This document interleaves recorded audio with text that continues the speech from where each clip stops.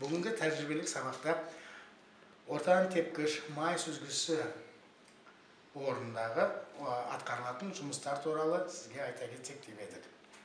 Оның жұмысын біріншіден бүтіндігін тексеру, май сүзгісінің алдымызда ортан тепкіш май сүзгісі бүтіндігін тексердік.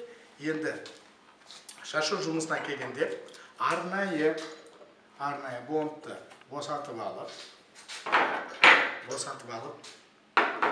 екінші қалпақты шешіп аламыз. Үшіншіден, арнайы гайкасы уже босатылған стақанды шешіп алдық. Үшінші стақан. Келесі. Май қайтарғышты шешіп, оның ішінде сүзгімен бірге, пластмассалы сүзгімен бірге көң қағарды шешіп аламыз. Келесі жұмысымыз ол роторды біліктен босатып алу.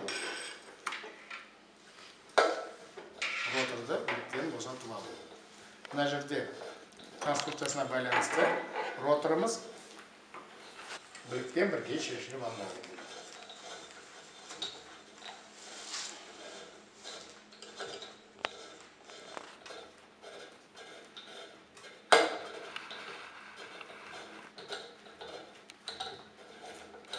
Роторды біліктен бірге шешіп алғаннан кейін, бұның астында бұрағышпен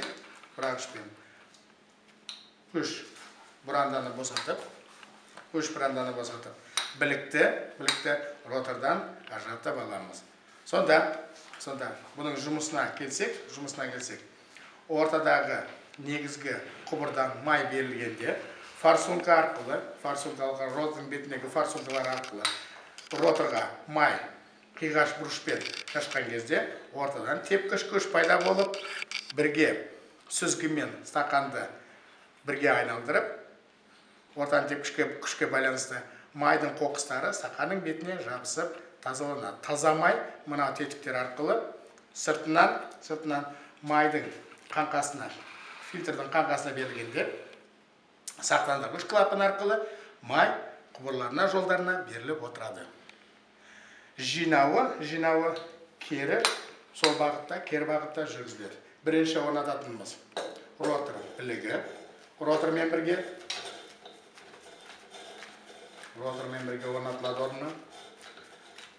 Оның үстіне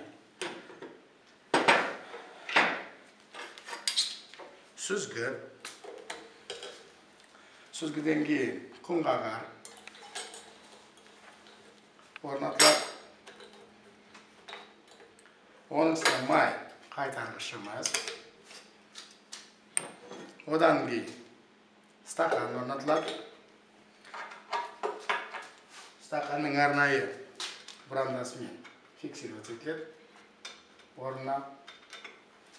Одан кейін оның барлығы қақпақпен жабылады. Қақпақты арнайы бұрандасымен орнына орнатамыз.